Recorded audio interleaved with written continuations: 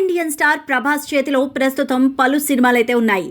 ప్రభాస్ ఇప్పుడు మారుతి దర్శకత్వంలో ది రాజా సాబ్తో పాటు హాను రాఘవ్పూడి దర్శకత్వంలో ఫౌజీ సినిమాలు చేస్తున్నారు.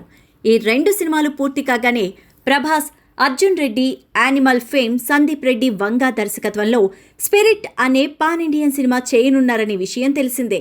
ఇక ఈ సినిమాలో ప్రభాస్ ఓ పవర్ఫుల్ పోలీస్ ఆఫీసర్గా కనిపించనున్నారని ఇప్పటికే సందీప్ వెల్లడించారు. దీంతో స్పిరిట్ సినిమా ఎప్పుడెప్పుడు మొదలవుతుందా, ఎప్పుడెప్పుడు రిలీజ్ అవుతుందా అని ఫ్యాన్స్ ఎంతగానో ఆతృతగా ఎదురుచూస్తున్నారు.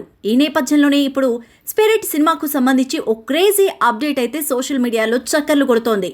స్పిరిట్ సినిమాలో సందీప్ రెడ్డి వంగ ఓ స్పెషల్ పాత్రను డిజైన్ చేస్తున్నారని, ఆ క్యారెక్టర్ కోసం ఓ తమిళ హీరోను కూడా తీసుకోవాలని మేకర్స్ ఆలోచనలో పడ్డట్టు సమాచారం.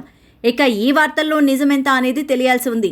ఒకవేళ నిజమే అయితే ప్రభాస్ సినిమాలో ఛాన్స్ దక్కించుకునే ఆ హీరో ఎవరో వేచి చూడాలి.